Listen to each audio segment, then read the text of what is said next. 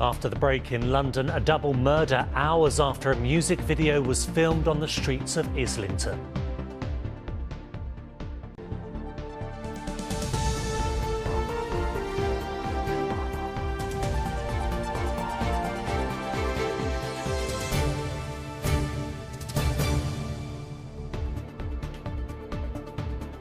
Tonight, a double murder in North London. A music video was being filmed in the hours before a teenager and a 23-year-old was stabbed to death. My heart really goes out to the families affected today, and they deserve justice. Also on the programme, the Hollywood star and former artistic director of the Old Vic, Kevin Spacey, is described as a sexual bully at the start of his trial. Inside the super sewer, aiming to stop discharges into the Thames, its boss tells us the problems facing Thames Water won't stop the mega project being finished, and standing up to cancer the way he knows best, the amateur cricketer pushing boundaries. Hello, welcome to the programme. The evening started with a crowd of around 40 young people filming a music video on the streets of Archway. It ended with a 23-year-old man and a 15-year-old boy being stabbed to death. What happened in between is now being investigated as police seek answers for a double murder. A third man was also seriously injured and is in hospital tonight. In the area where it happened, people told us they've long been worried for their safety. Daniel Henry has more. Behind this tape, 2 lives were taken. A teenager and a 23-year-old man. I find it quite sad that it's culminated in another stabbing and again in the local area. You hear it too often nowadays. It's my commiserations to the family who have lost their young ones. People who live around here say a music video was being filmed last night. Some believe that has something to do with what happened. Police didn't talk about that today. The families of both victims have been notified and they continue to be supported by specialist officers. I ask that their privacy is respected as they come to terms with this indescribable loss. Well, I won't be speculating into specifics around the incident, or as this is part of the ongoing murder investigation, and we will keep you posted as the investigation progresses.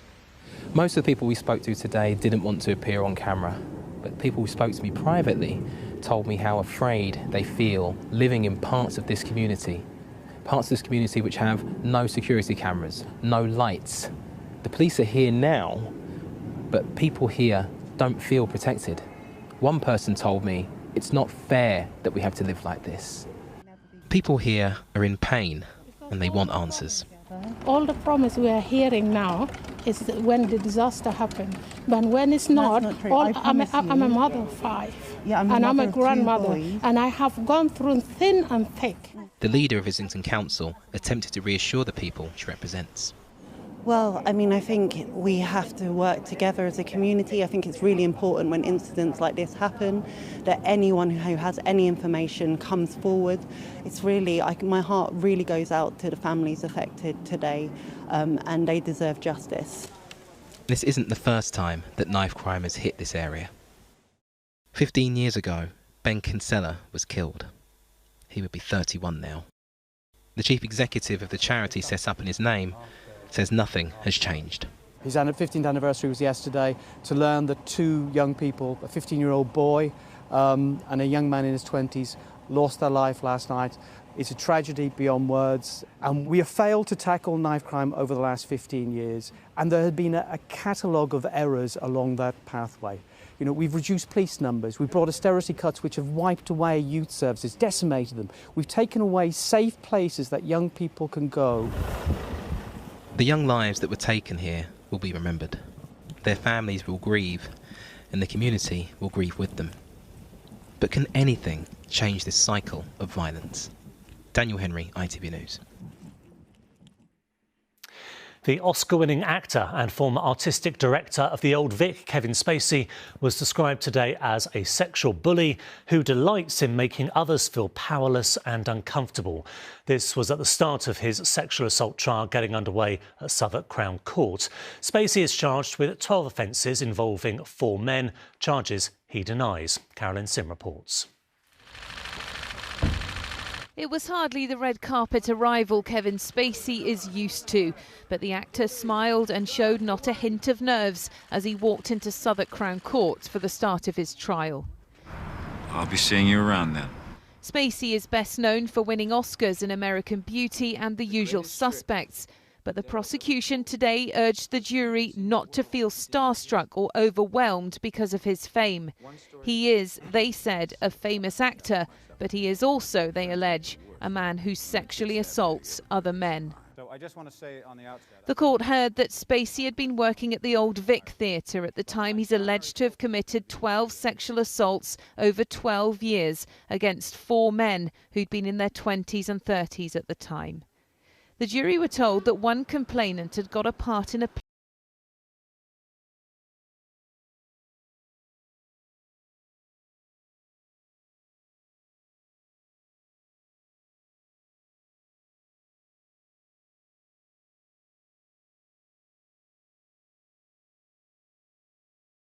him around the waist, and in doing so had put his head in the man's crotch. The jury then heard the man said he must have fallen asleep or passed out after that, and he woke to an unwanted sexual act from Spacey. The prosecution said another complainant described how Spacey had touched him inappropriately several times. It escalated to him being grabbed and groped. Another claimed the actor simply laughed when he pushed him away after he'd grabbed the man in the crotch with such force it was painful. Spacey stared intently ahead as the prosecution ended their opening remarks, saying they believed he'd abused the influence his reputation and fame afforded him, taking what and who he wanted when he wanted. The defence gave a short opening speech, telling the court some of the allegations were deliberate exaggerations and some were lies. Kevin Spacey denies all 12 charges against him. The trial is set to last 4 weeks. Carolyn Sim, ITV News. The former mayoral candidate Lord Goldsmith quit the government this morning. It comes the day after he faced criticism for pressuring the committee investigating whether Boris Johnson had misled Parliament. Goldsmith was an environment minister. We're live now to Amy Lewis in Downing Street. Amy, Lord Goldsmith made some rather critical comments about the Prime Minister on his way out, didn't he? Yes, scathing in his resignation letter. He accused the Prime Minister, Rishi Sunak, of being uninterested in environmental issues. Now, let's put this into some context, of course. Lord Goldsmith, the former Richmond Park MP, has long been passionate about the environment. And his resignation, he said, was because of that. But the timing is absolutely fascinating because a couple of days ago, the Climate Change Committee was very critical of the government and its current policies or lack of around the environment. But then yesterday, Lord Goldsmith was one of those politicians who was named in a special report by a different committee because he was accused of undermining the investigation and inquiry looking at his long-term ally Boris Johnson as to whether or not the former Prime Minister had misled Parliament. And today here at number 10, Rishi Sunak seemed to suggest that that was the reason why he had resigned.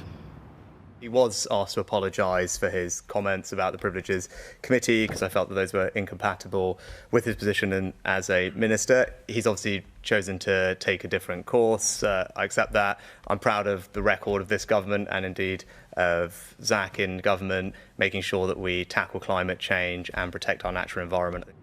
Well, it doesn't stop there. Since that clip there with the Prime Minister, Lord Goldsmith has come out and said that his resignation was a long time coming. He said that he was happy to apologise to the Privileges Committee, but he said he had resigned because he was horrified about the government's abandonment of environmental issues.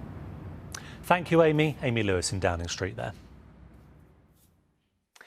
The government will not be investigating allegations former Conservative mayoral hopeful Daniel Korski groped a TV producer 10 years ago. Mr Korski allegedly put his hand on the breast of Daisy Goodwin during a meeting in Downing Street when he was a special advisor at number 10. He denies the allegation. The Cabinet Office said Ms Goodwin had been directed to the relevant authorities. The Metropolitan Police say they are concerned for the welfare of a woman from Newham who has gone missing. The 18-year-old, who police have named as Ina, was last seen on Tuesday and is heavily pregnant. They are appealing for anyone who might have seen her to contact them. And Just Stop Oil have threatened to disrupt a London Pride event tomorrow if the organisers don't clarify where their money comes from and what ethical considerations they make when accepting funds. In a statement posted online, the campaign group called on Pride London to demand an end to new oil and gas or risk being interrupted by Just Stop Oil demonstrators. Now, at the end of a tough week for Thames Water, one note of reassurance. The man in charge of the new super sewer aimed at cleaning up the Thames says the taps will keep running and the river will get cleaned up. Andy Mitchell is the boss of Tideway, which is building the 7-metre-wide tunnel through which London's sewage will eventually flow. He was speaking as he unveiled an underground garden designed to symbolise a healthier future. Helen Keenan was there. Attached to a crane and travelling 50 feet beneath the water to a super sewer that they believe will turn the tide on the sewage problems in the Thames. The river in a precarious position because of the amount of pollution it contains. You're confident this is the solution and it's going to start working from day one? Oh, certainly it is. The Thames has been facing a monumental problem. This is a monumental solution, and it needed to be that way. And there's no doubt it's going to work. It's no doubt it'll be effective, and there's no doubt that the river will be cleaner almost immediately. Sewage poured in London's rivers for almost 7,000 hours last year. The Thames saw more than 700 toxic spills, and there are more than 100 dumping sites across the capital. Thames Water's environmental record and their financial health have been facing scrutiny this week. They may have to be taken over by the government if it runs out of money. Tideway, who are building this sewer, is distinct from but part funded by Thames Water, with the boss saying those financial problems won't derail this project. For me, it's inconceivable that we won't finish. As I say, we've got this far. Tideway, a company independent of any other water company, where our funding is strong, where we have all the capability we need to finish, and that's not going to change. The so-called super sewer has been met with its own criticism. The build has been delayed. So far, it's taken 8 years. London's grown to about 9 million people now, so this system will basically look after London for the next 120 years and beyond into the future in order to be able to accommodate the extra population growth. Stretching 25 kilometres from Acton to Beckton, the tunnel is expected to cut sewage spills into the Thames by 95%. We still want to see other things going in place that are we would more typically encourage, things like sustainable urban drainage, rainwater gardens. This temporary underground garden, created in part of the sewer, is designed to symbolise a healthier future, while Thames Waters is very much still hanging in the balance. Helen Keenan, ITV News. Still to come on the programme, we'll have the weekend weather forecast, plus why this amateur cricketer was invited to Lord's by Stephen Fry, and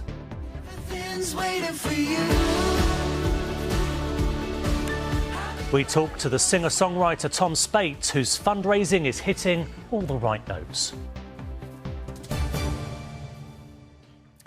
But first, a Lewisham playground shut temporarily while new homes were constructed. That was 5 years ago. The work has finished, but the playground is still closed. It's in an area in Catford surrounded by flats with kids who have little access to outdoor space. And there's little hope of that changing anytime soon, as Anton Allen explains. A bit sad because I used to play in that park when I was younger. Locked away from children and overgrown with weeds. To build new apartments in Lewisham, Hatcham Gardens was closed under the promise it would return to its former glory, but it hasn't yet. For 5 years, children at Kenda Primary have only been able to enjoy the greenery in their school grounds. I miss how it didn't really have a lot of dogs in it, and we could all play, because most of my friends are scared of dogs. The gardens were a place to play after school, but today it is boring, not fun anymore, that's for sure. Parents and locals are desperate for the return of their safe space. What do you miss the most about the park? Having the park there for the children. There's nothing for them to do. My son's climbing the gates. It's not nice the way People dump rubbish here and everything. It look untidy at times. The wind will blow it onto the school. The environment, it doesn't make the place look nice. It keeps kids safer if you're crossing from that road to this road. Kenda's head teacher is campaigning for the garden to be restored. He says its closure has stopped the school's community coming together. The nearest park with this kind of space and these kind of facilities, about a 20-minute walk. The graffiti on the closed park doesn't match the school standards. Is not great. It's not the image that we want to present to prospective parents. It's just not good for the local community. It's very sad. Children are upset, disappointed. This was never a luxurious royal park, but it had its own beauty. It was a place where children could play or even cultivate their own small part of London. But now it's covered in graffiti, it's boarded up. The question is, are these bars symbolic of developers choosing profits over local people? Developers Peabody Trust boarded up the gardens in 2018. They say they've been working closely with Lewisham Council's park team to deliver the park improvements. We have faced various problems that were out of our control, including an unexpected lack of suitable contractors interested in doing the job. With no deadline in sight, these children, like many others in the capital, will face a long walk to find a safe place to play outside. Antoine Allen, ITV News. Well, play is seen as vital for children's physical and mental health and development. Recent figures show 21% of London households have no garden. Around 1 in 4 children in the capital is growing up in an overcrowded home, with many living in flats without access to outdoor space. And London has the second worst play provision in the UK, with 866 children per playground. Well, I'm joined now by Fiona Sutherland from the campaign group London Play. Welcome, Fiona. Why is London faring so badly in this? Well, it's a crowded city. You've covered all the statistics there very well. Land is at a premium, kids are living in flats, and play is just not prioritised. It's not a legal duty for councils to provide play or to assess how much play is provided for children in their areas, unlike in Wales, where it is a legal duty, and in Scotland as well, they've recently made it a duty. So there's no proper accountability really for making sure that play is adequate for children's needs. You hit the nail on the head. You said, land is at a premium in London. Every square metre costs a fortune. So private developers are not going to give it up out of the goodness of their hearts. So what pressure, what rules are in place for them when they're building blocks in London? There is a requirement in the London plan, which the Mayor puts out. Is it binding? There's no one monitoring it. I think that is the problem. So there's supposed to be 10 square metres of play space for every child in a new housing development. But there isn't really proper monitoring of that. And I think the same journalist that broke the story in The Guardian has highlighted the problem of some housing developers do this quite cynically, and in the past they have segregated those play spaces, so you find that children in private dwellings of that housing development have access to a playground that the children in social housing don't. So, someone kind of needs to be more on their case about ensuring that this doesn't happen. OK, Fiona, thank you very much. Thanks for having me. Let's have a quick look ahead to the ITV Evening News now. Here is Lucrezia. The Prime Minister's plan to fix the NHS. Rishi Sunak says he'll double medical school places and expand training to stem the staff shortage crisis, but critics say it won't be a quick fix. Also, France on fire. Hundreds arrested after a third night of violence, while the president criticised for going to an Elton John gig. Kevin Spacey up in court as he faces sexual assault charges.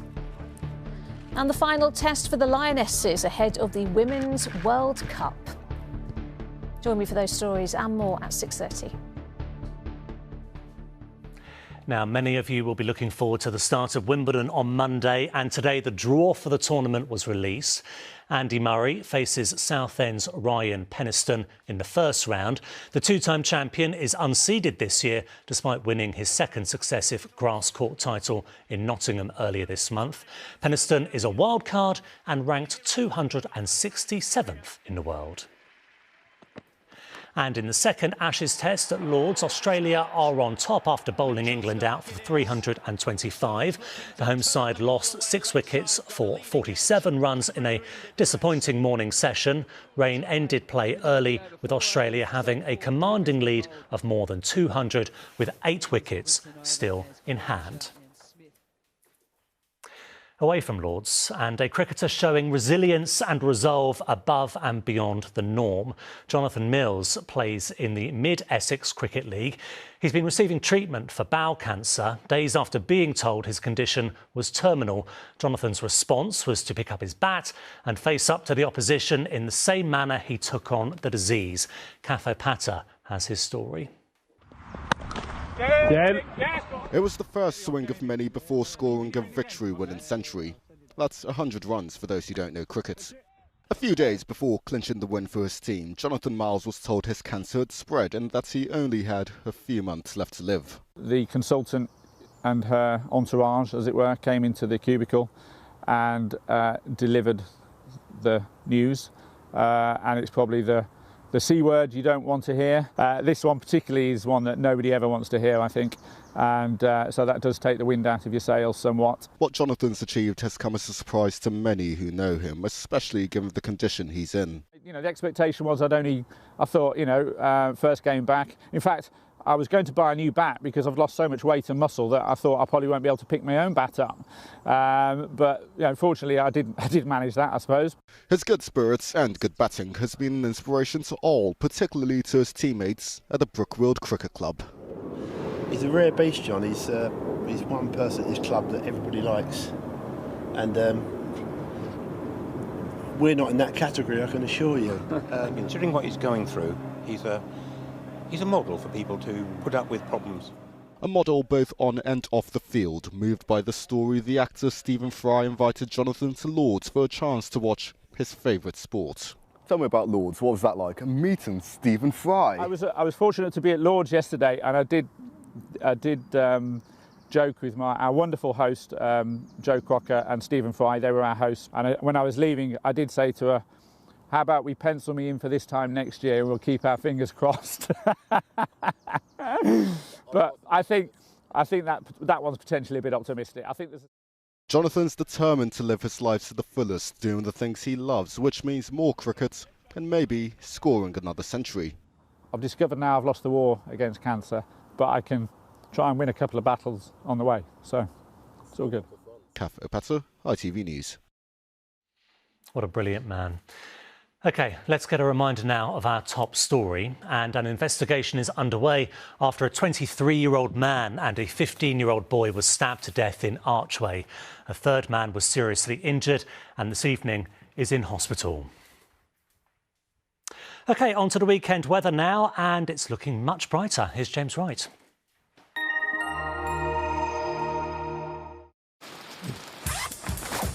Whatever the weather, it always feels like home. Vaillant Heat Pumps and Boilers sponsor ITV London Weekend Weather. Good evening. We end June on a bit of a dull, damp and cooler note, but believe it or not, June has actually been potentially one of the hottest on record, if not the hottest. We have to wait until next week to confirm it. We have had lots of sunshine and we haven't had much in the way of rain. That said, we have had some dampness today, more to come through the evening. And really the pattern for the next few days is a little bit unsettled and certainly cooler because the lows over Scandinavia are starting to introduce cooler and fresher air down across the UK. It's also going to be a bit blustery through tomorrow. The trees are in full leaf, so got to watch out for risk of a branch down. A little more dampness around over the next couple of hours. 1 or 2 showers will linger through the overnight period. A lot of cloud around, a bit murky, but mild and humid, so a bit muggy for sleeping. And lows are just 16 or 17 Celsius. They're not going to fall temperatures that far. Tomorrow then, bit of a dull, damp start to the day. We'll start to see a few brighter spells emerging. A few showers through the early part, but hopefully they'll ease off. And a bit more sunshine will get the temperatures up to 24 Celsius. Breezy, as I say, so it might not feel that warm. It will feel a little bit on the muggy side. Rinse and repeat, but getting cooler on Sunday and into Monday too. Vaillant Heat Pumps and Boilers sponsor ITV London Weekend Weather.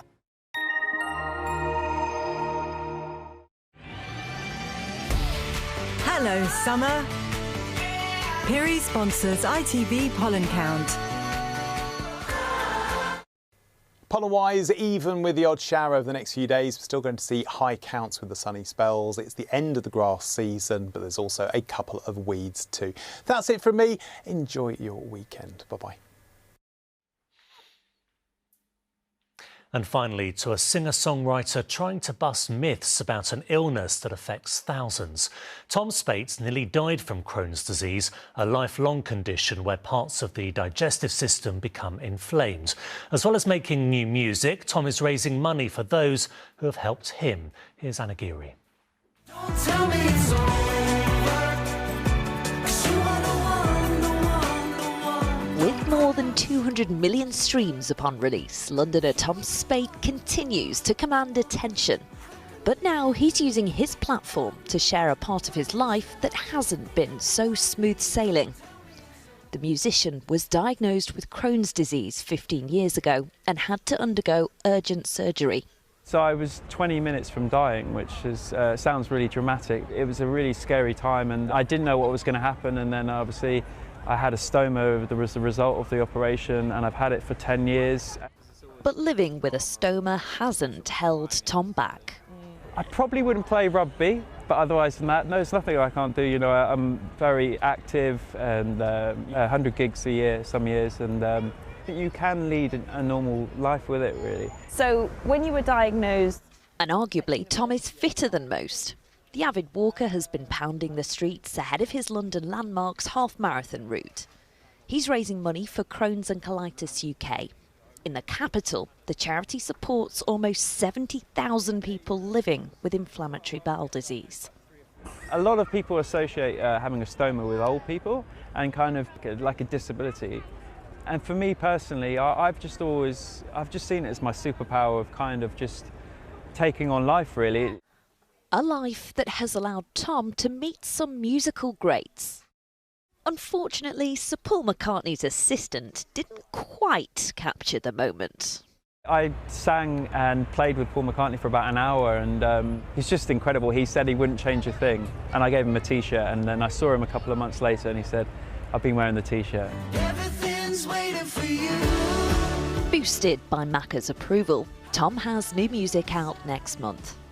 Alongside that, he plans to keep moving to dispel the myths around his condition. Anna Geary, ITV News. And that is it from us. The ITV Evening News is next with Lucrezia. But from all of us on the London team, thank you for watching and have a lovely weekend. Bye-bye.